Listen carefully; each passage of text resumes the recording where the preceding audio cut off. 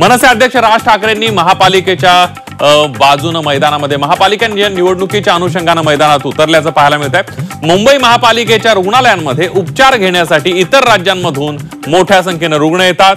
या रुग्णांचा बीएमसीच्या हॉस्पिटल्सवर खूप भार पडतोय असा मुद्दा राज ठाकरेंनी उपस्थित केला आणि त्या संदर्भात त्यांनी महापालिकेचे आयुक्त भूषण गगरान यांची भेट घेतली।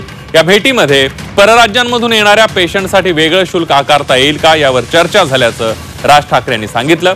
मुंबईत महापालिका निवडणुकीच्या पार्श्वभूमीवर राज ठाकरेंचा हा मुद्दा नक्कीच चर्चेचा राहणार आहे।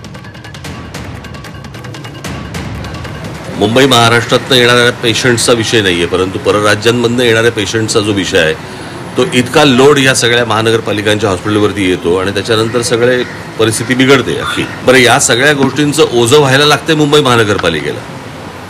म्हणजे इतर राज्यांमधून येणाऱ्या पेशंट्सना, ते काय पेशंट नको किंवा हवेत हा विषय नाही आहे, परंतु इतर राज्यांमधल्या येणाऱ्या जे पेशंट्स आहेत त्या महानगरपालिका तिकडची लोक ही काही मुंबई महानगरपालिकेला काही पैसे देऊ करते का, की नुसतेच फक्त आपण पेशंट बघायचे आहेत आणि आपल्या शहरावरचा किंवा हॉस्पिटलवरचा लोड वाढवायचा आहे। तर या दृष्टिकोनातनं काही काय म्हणतात त्याला वेगळे चार्जेस काही करता येतील का, कसे करता येतील किंवा काय, या दृष्टिकोनातनं आता आमचं बोलणं झालं। अनावश्यक ज्यांची स्थिती चांगली आहे ते जर अशा प्रकारचा उपचार घेत असतील तर इथल्या आर्थिक व्यवस्थेवर किंवा ओव्हरऑल सगळ्या नागरी व्यवस्थेवर, आरोग्य व्यवस्थेवर ताण पडतोय खरं आहे।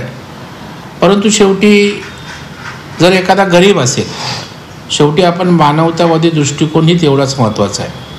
जर एखाद्या दुसरीकडून लोक येणार असतील, गरीब असतील, आर्थिक स्थिती नसेल, तर त्या ठिकाणी मला वाटतं आरोग्यासारख्या आजारासारख्या नाजूक प्रश्नावर आपल्याला असा भेदाभेद करता येणं उचित आहे असं मला वाटत नाही।